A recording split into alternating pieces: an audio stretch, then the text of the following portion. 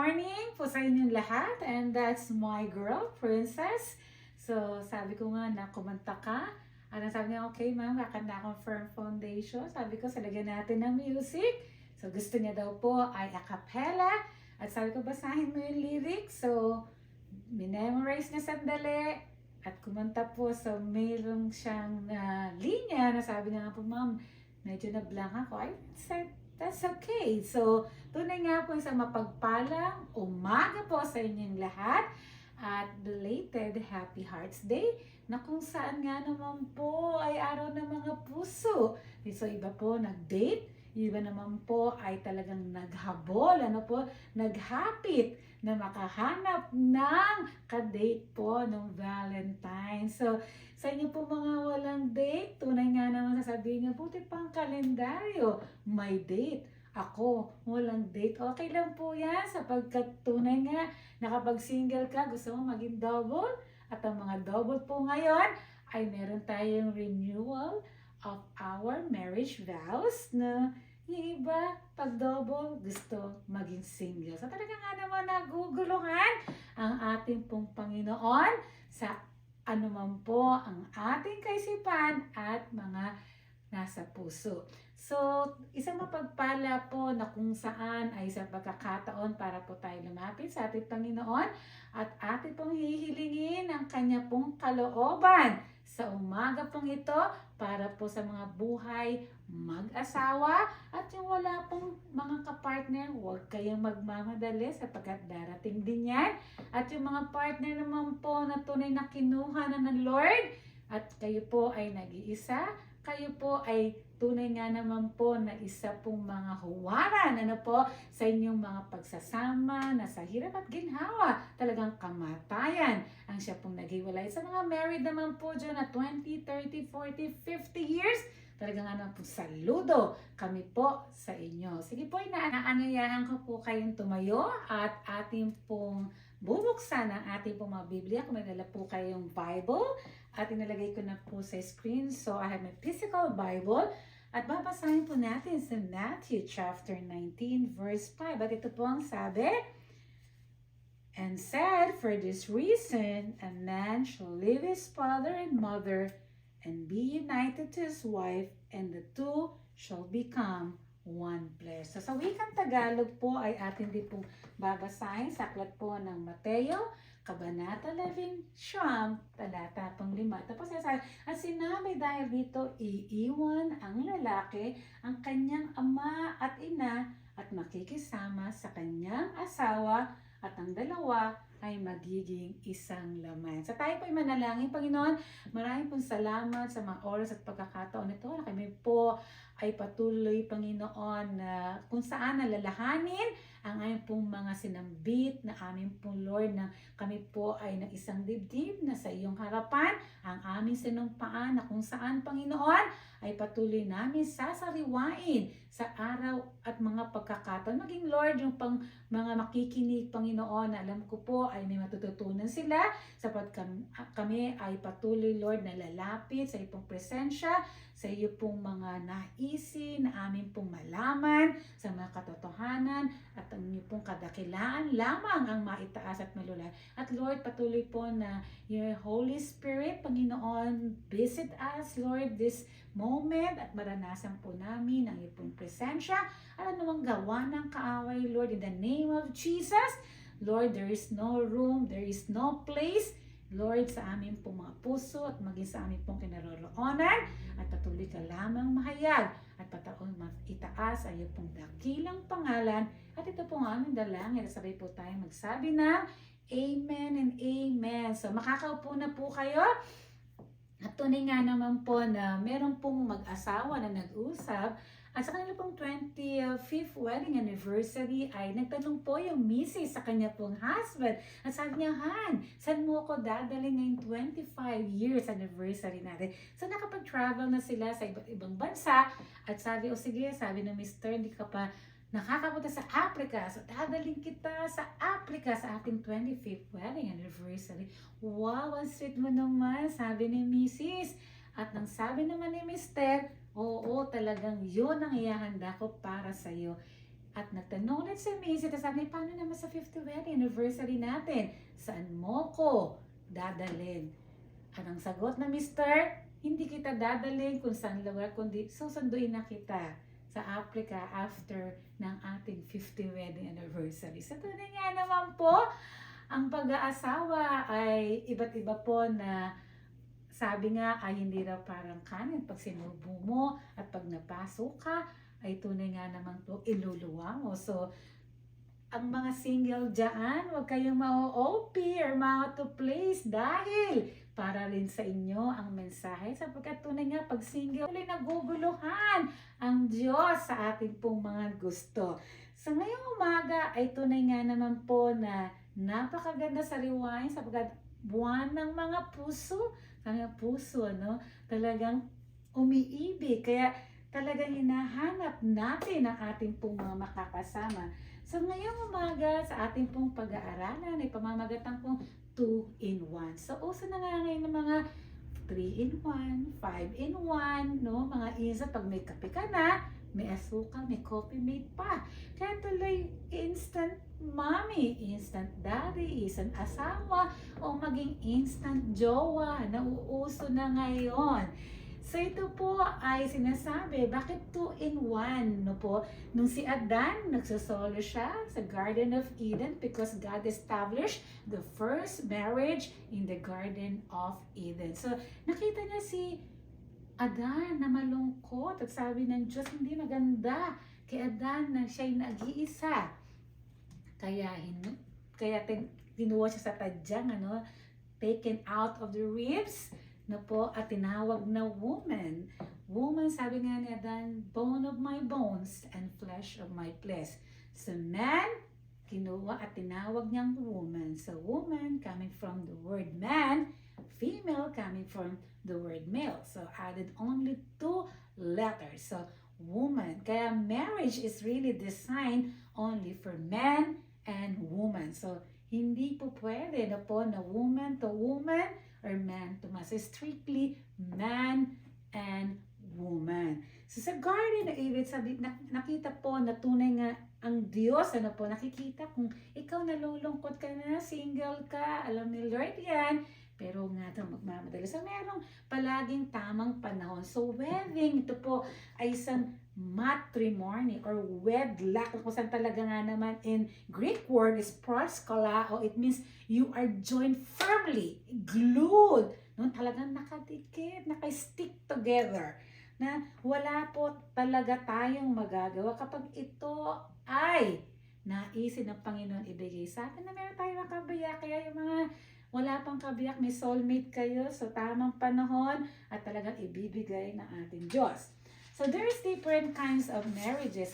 Po, sa iba't ibang bansa, may mga asawa na ilang asawang babae, ilang asawang lalaki. So nakakalungkot at meron rin pong mga same-sex marriage, arranged marriage. So in different kinds of marriage, ay ating pong tutuunan ang 19, which is the covenant marriage. Tunay po na ang pag-aasawa, ang marriage is a blessed union, that will last lifetime, for life. At ito po ay hindi kontrata, kundi isang covenant. Kaya po yung Mr. ikot ng papel. Yung kanilang marriage contract, tingin siya ng tingin. At sabi nung Mrs., alam mo, ako nahihilo sa'yo. Ano ba tinitingnan mo sa marriage contract natin? So sabi ni Mr., tinitingnan ko kasi kung kailan yung expiration date.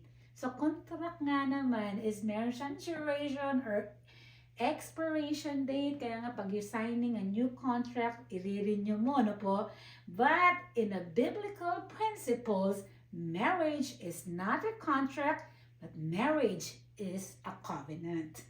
So covenant, when you say covenant, it's a solemn, it's a promise or agreement for 2 or more. It is sealed, seal talaga nga naman pong sinelyado, na talagang ang Diyos ang kasama. Kaya nga po, covenant marriage, is a love triangle. Hindi po yan triangle because God is the center, husband and wife. So napakahalaga na meron po tayo no po na covenant no po, nakaharap ang Diyos at ang ating kabiyak. So what's the difference between contract marriage and covenant marriage? So contract marriage is between two people, the husband and wife. But covenant marriage is between three people because God is in the center of that marriage. Kaya hindi lang basta-basta na po. And I seek my best interest. Kasi mostly, nag-aasawa ka, ay kasi ang pogi niya. Ay, mayaman siya. So, meron kang interest for yourself. Ano po? Or minsan, nag-aasawa because nakikita yung mother figure, father figure. So, yun yung makukuha mo. You're looking for your own interest. Ay, pag napangasawa ko sa'yo, sigurado, gagandang buhay ko, no? Siguro, magiging maganda, no? Maaahon na ako sa hirap.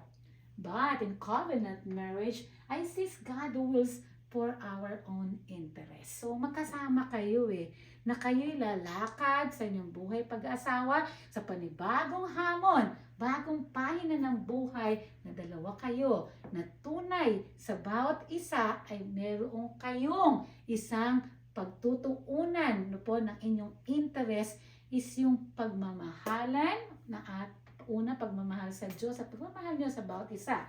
And we negotiate terms because meron kayo, sige, ikaw ang boss, no? Alipin. Kaya, patimpla mo nga ako ng kape. Gano'n talagang minsan bossy type, ano po? Meron silang mga ini-negotiate. Sige, akong gagawa nito ha. Ikaw ang gagawa naman ng susunod. So, merong mga minsan command, sa kakalimutan na yung please, kung talaga nga naman, naku, tamad-tamad mo nga naman, wala ka nang ginawa sa maghapon, o di mag-cellphone, umupo. Samantalang, ito ang dudumi ng mga paligid, ang daming gagawin. So, nagkakaroon kayo ng iba't ibang discussion sapagkat meron kayo mga iba-ibang terms na gusto nyo mangyari between two of you. So, we serve each other in covenant marriage. Ang mga lalaki kasi noong unang panahon is sila yung katrabaho, ang babae, nasa bahay, gagawin mo yung mga gawaing bahay. Kaya nga, marriage is like a workshops. Sabi, that the man works and the woman shops. So, nahon po yun, pero ngayon nagbabago. So, we share because mga husband at ang mga wife, they are both working. So, dapat kung pagod yung isa, kasi isa naman is hindi naman gano'n na pagod sa trabaho. So, you have to serve each other, Walang boss type, walang servant, kundi you both work for each other. And then I keep record of performance. Diba, minsan uunahan kayo, yung mga pride, bakit? Mas magaling ako sa'yo, mas mahusay ako sa'yo, mas malaki ang kita ko, ikaw ito lang ang kita mo, anong mga naibili mo, napundan mo, ako bumili ng washing machine, ako bumili ng, so meron kayong mga nakukwentahan, yung mga inyong mga nabili, or naman yung inyong mga nagawa, So, minsan nag-check kayo. So, that is a kind of contract na kung saan doon kayo nakabase. But in covenant marriage, I keep no record of wrong. So, hindi yung noong unang panahon pa na mga pagkakamali, palagi mong nire-rewind. Kailan nyo nanood ako ng rewind movie? Talaga nga namang nahilo ko kasi rewind, So, huwag na natin i-rewind. Kapag nagkamali na noong unang panahon, 19 forgotten, kalimutan na natin. Because 1 Corinthians chapter 13, the last chapter, I keep no record of wrong. So, wala tayong listahan ng mga mali. Wala tayong mga bagay na nagawa na at patuloy natin inuulit-ulit. Kaya minsan maganda yung record mo na lang, pag sumuulitin, i-play, kesa naman yung palagi mong sinasabi ng paulit-ulit. So, wala na po yung mga nagawa. So, 5 words to remember: I apologize, you are right. So, tama naman po na in covenant marriage na po, we are two good forgivers. Yung marunong kayong magpatawad sa isa't isa. Hindi yung pataasan kayo, no? Hindi. Sabi niya, hindi ko makakalimutan yun. Kaya nga, biblical principles, covenant marriage. Sabihin, wala nang lamat, wala nang pilat na nakikita, kundi tunay nga naman binubura. Sapagkat ito ay ating pong sumpaan sa harapan ng ating Panginoong Jesus. At next is, I vanish failure. Yan, yung pong pag magdusa ka, sige, ikaw ang may kasalanan. Ikaw naman ang gumawa. Kaya ngayon, pagdusahan mo yan. So, ibig na nagkamali, in contract marriage is that yung palagi mo siyang sisisihin, no? Palagi mong susumbatan. So, in covenant marriage, it says that I forgive failure. So, may pagkakamali niya, kaya nga, in Bible, ang sabi, two are better than one.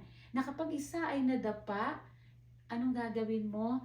Aalalayan ng isa. So, kaya nga, two na simula sa isa, na si Adan, na naging dalawa, at nung sila po ay humarap sa harapan ng Diyos, sila po ay dalawa at naging isa. Parang naguguluhan ba kayo? So, two flesh at naging isa pong one flesh because of the covenant marriage. So, the goal is winning. Yan. Yung meron kayo na kung sino nga naman yung mga pangarap nyo. Oh, sige, nangarap ako ng ganito. Dahil sa akin, nagtagumpay ako. Yan, sasabihin mo sa partner mo, no? Parang meron ka sa sarili mong na ikaw yung magaling. So, in covenant marriage, the goal is worshiping. You both worship our Lord Jesus Christ because you have a covenant with the Lord. Yun yung dalawa kayo. Kaya nga, napakasarap po ng feeling kapag yung mag-asawa kayo, nag-worship kayo sa Lord, magkasama kayo, na naglilingkod kayo sa Panginoon. And last is a professional relationship that is interpersonal. Minsan pang sarili mo lang, yung gusto mo. Kaya minsan yung mga pagsasama hindi tumatagal kasi nakabase sila sa interpersonal. At ang mahalaga, a personal relationship sa contract kasi interpersonal. Minsan kasi yung sarili mo, professional mo, yung relationship mo lamang. So hindi ganun kalalim ang inyong pagmamahalan because yung mahalaga sa'yo sometimes maging yung career mo, yung profession mo. But in covenant, it is a personal. Magkaiba po yan, interpersonal. And then in covenant, it is a personal relationship nyo to each other. Kaya intimacy, yan ang napakahalaga po. So ito po ay ating titignan na kung saan ay ang covenant po ay nais po ng Diyos. Kaya nga better half. Yan, meron kang kabiyak sa iyong puso. So husbands, likewise, dwell with them with understanding, giving honor to the wife as to the weaker vessel, as being heirs together of the grace of life, that your prayers may not be hindered. So 1 Peter 3:7. So ano ba yung husband qualities, no? Kaya ngayon nasabi tawag mo, hubby, hunk.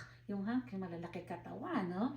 So ano ba yung mga qualities? So, para po madaling tandaan, husbands, so H, bukod po sa head of the family, alam na po natin yan, head ang husband at ang wife naman po daw ang neck. So, kasi tinutwist kung saan direction yung neck. So, given na po, at iba naman po natin, or maring dagdagan natin, H is for handsome. Yes! Pakitingin nga po yung katabi ninyo at kaway-kaway po dyan, yung mga husbands or magiging husbands to be, huwag po magmamadali.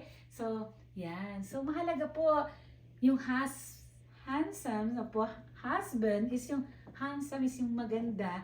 Maganda yung mukha, maganda ugali. Yung meron po tayong character value. Wala pong character problem. Sapagkat kung ikaw papipilian ba gusto mo ganda ng ugali o ganda ng mukha? Kasi syempre, unahin mo na lang yung ganda ng ugali kasi mahal magparitoke ng mukha.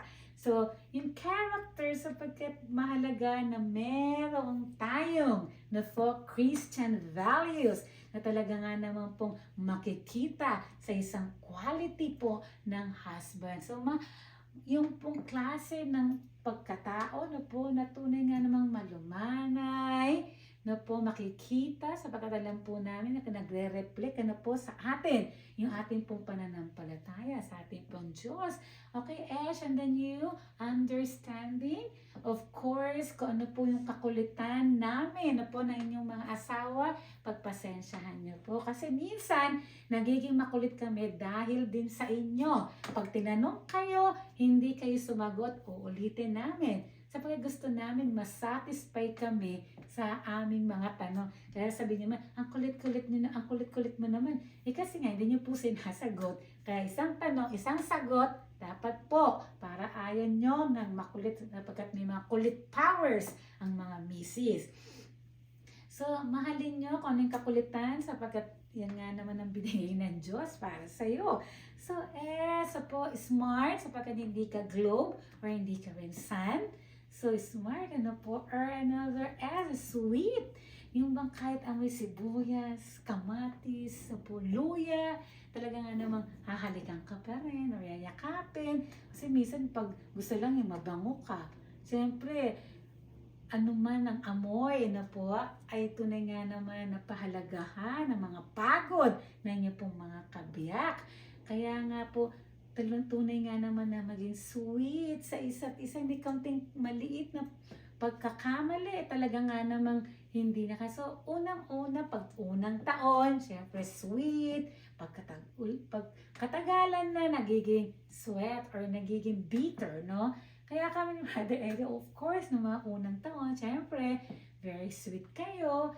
Tapos nung mga kalagaunan na nagkakakilala na kayo ng mga character, ng mga ugali, no?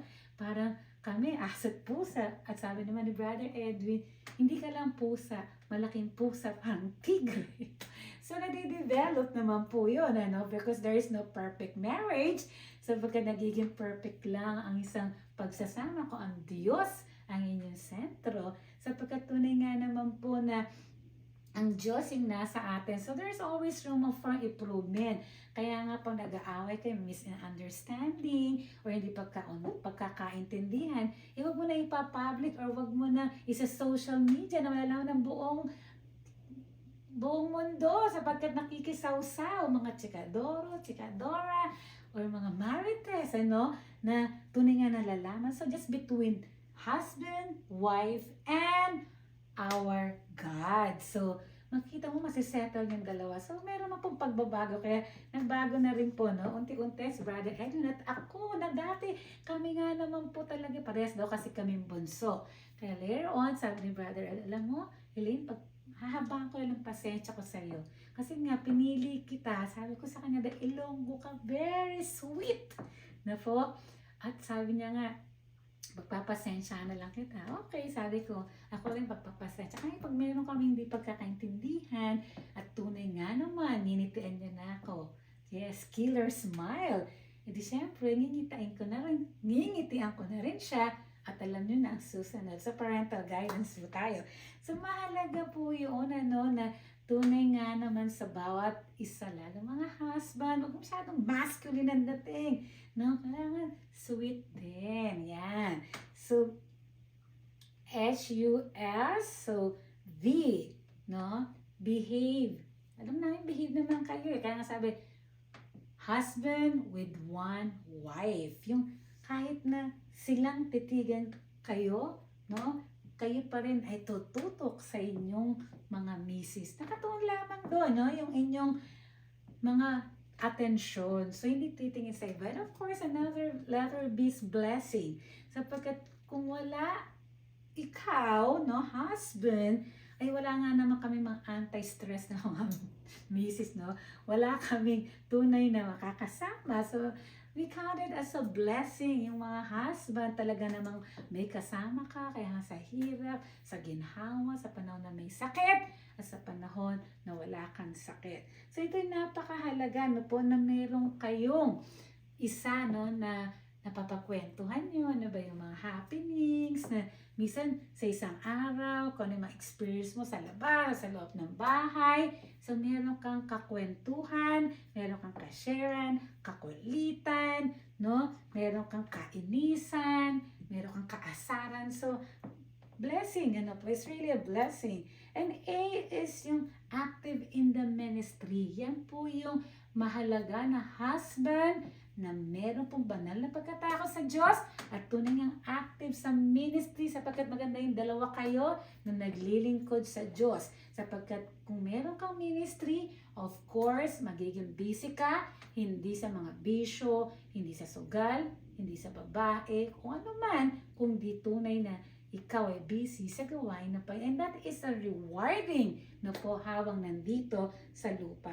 So, napakahalaga po. And then, N is not violent. Ano po? Hindi po dapat violente. Yung naghahagis ng mga plato, ng mga gamit, na maninira. Ang hirap yung kaya magpundar. Tapos babasagin mo lang, sisirain.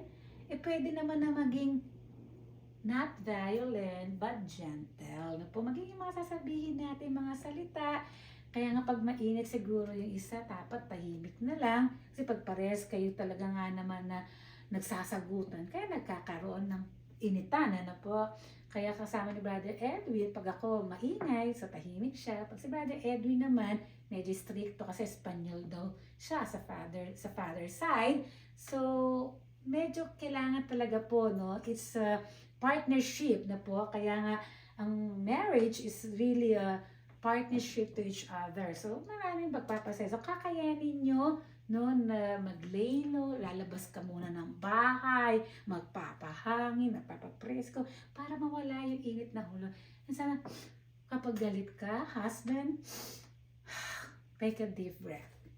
And then, kapag alam yung galit, ang inyong husband, intercede mo, sabi mo, peace lives here. No? Kapayapaan ang naninirahan sa tahanan ito.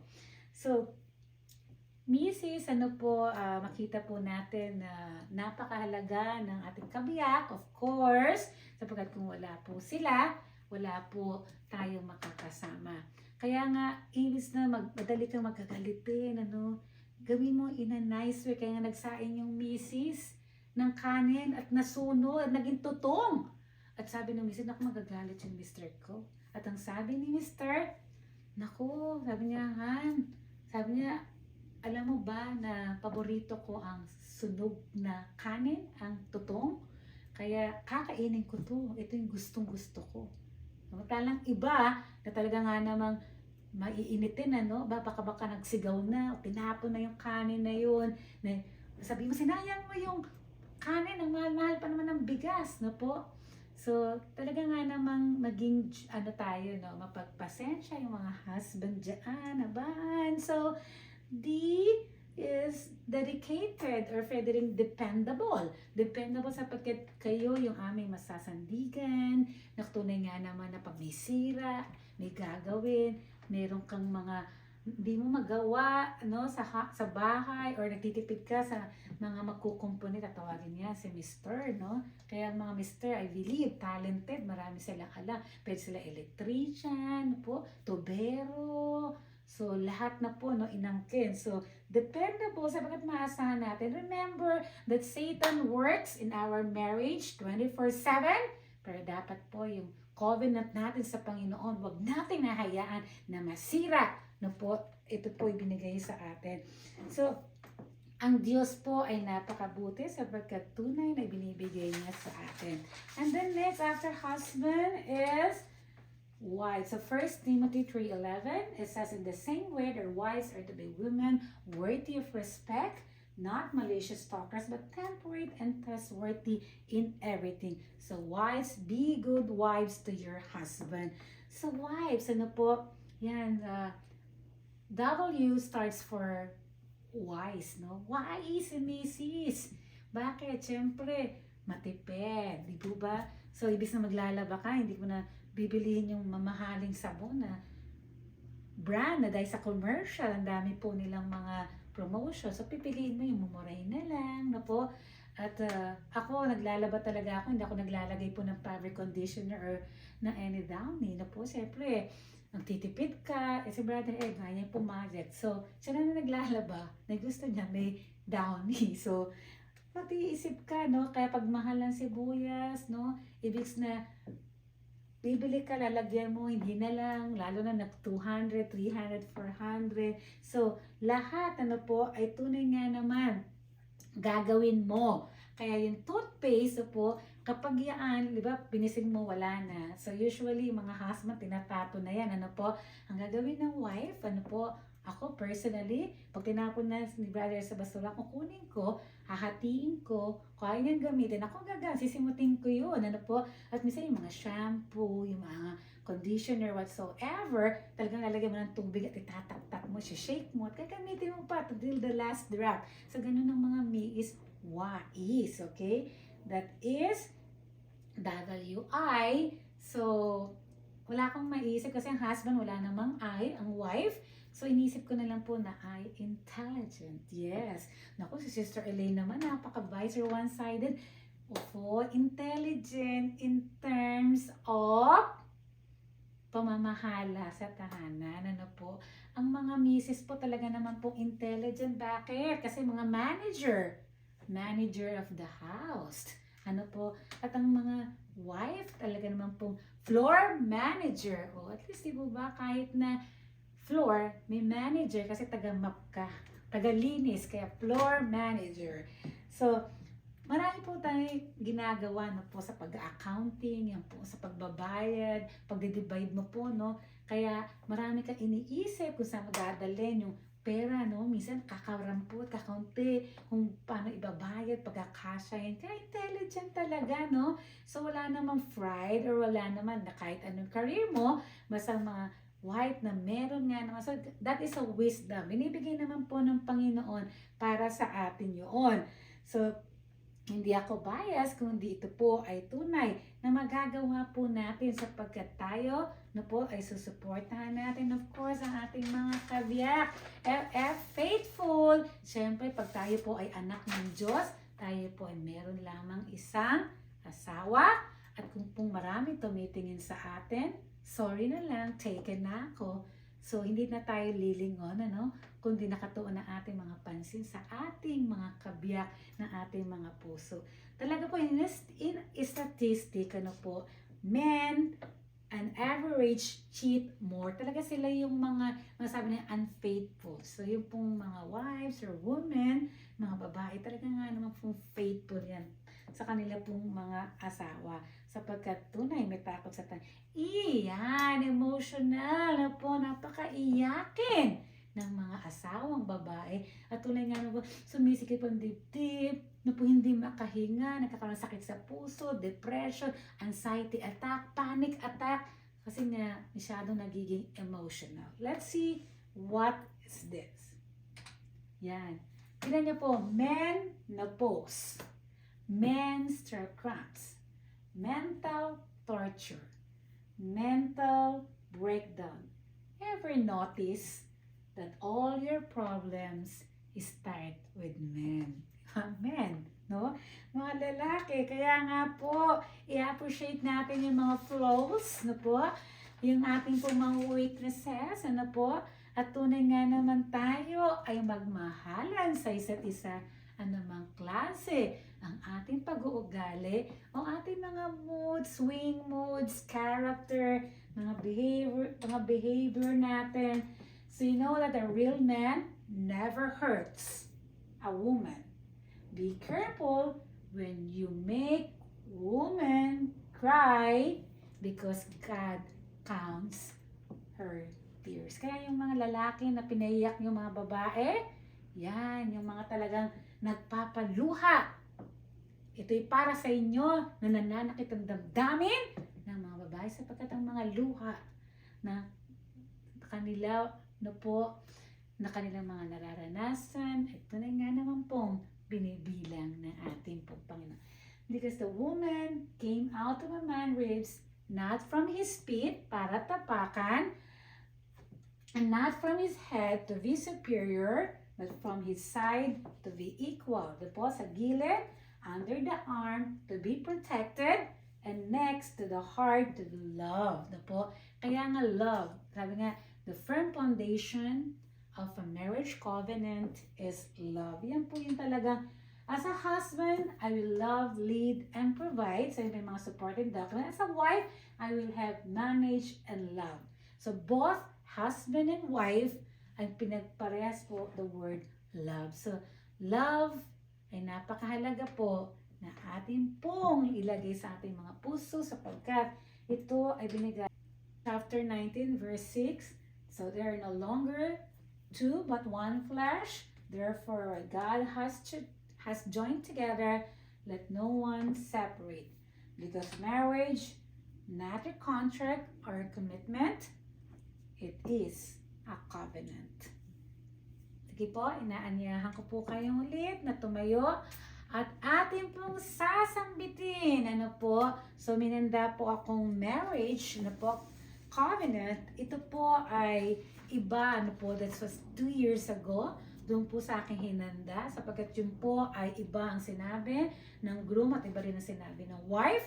But this marriage covenant ay isa lang po ang statement.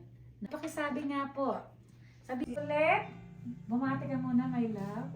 Hello po sa inyo lahat. And una sa lahat, binabati ko po kayo ng Happy Valentine's to all of you. Yeah, so kanina po, no, sinabi na po natin the word couple. So gusto ko tignan si Brother Edwin na eye to eye. The word couple is not complete without you. Kung pipiliin ako magpapakasal kay Brother Edwin. Tinitingnan niya ako, baka may sore eyes. Ha? Kasi yung sore eyes red. So pipiliin ko, magpakasal pa rin kay Brother Edwin. Ikaw kaya, Hallelujah! pipiliin mo pa rin kaya ako. Huwag ka nang sumagot. Baka mamaya, iba pa masagot. So, ating pong buhay pag-aasawa, talagang po nating masaya. Huwag po natin dibdibin at kayo po ay tatanda, magkakasakit at magkaka-wrinkles. Kaya po, happy. So, basahin ko po ito, our marriage covenant. Believing God in His wisdom and providence has established marriage as a covenant relationship, a sacred and lifelong promise, reflecting our conditional love for one another and believing that God intends for the marriage covenant to reflect His promise to never leave us nor forsake us. We, the undersigned, do hereby reaffirm our solemn pledge to fulfill our marriage vows. Furthermore, we pledge to exalt the sacred nature and permanence of the marriage covenant by calling others to honor and fulfill their marriage vow. In the presence of God and His witnesses, the Holy Covenant. So, yung po muna ng mga groom dyan. So, okay, Brother, it's your turn. Okay, it's my turn now. Okay. I, Edwin de Masacat, joyfully receive you as God's perfect gift for me to have and to hold from this day forward, for better, for worse, for richer, for poorer, in sickness and health, to love you, to honor you, to cherish you, and to protect you, forsaking all others as long as we both shall live. Yes, totoo ba, Brother Edwin? So, tingnan po ay one statement with the groom and the bride. So, tayo naman po mga bride. Sabihin po natin, I, Eleanor, that's my real name, Elaine de Masacat, joyfully receive you as God's perfect gift for me to have and to hold from this day forward, for better, for worse, for richer and for poorer, in sickness and in health, to love you, to honor you, to respect you, to submit to you, eye to eye, forsaking all others as long as we both shall live. So, tumawa. Diyan ka seryoso, okay po? So, after po yan, of course, halikan po natin ang ating po mga husband. So yung pong mga wala po na husband and wife, huwag kayong maghahanap ng kahalikan after this sa ating pong service. So, once again, Kiss your bride, Brother This is Edwin. parental guidance. Okay, kiss the bride. Happy Valentine's to all of you. Okay, sige po. Sa tunay nga po, happy renewal of marriage vows. Happy renewal of marriage vows. Remember, it's not a contract. It is a covenant. So God bless you all. God bless you all. We Happy love Valentine's. you. We love you. God bless you all. I am from Tagban from Chicago. God bless.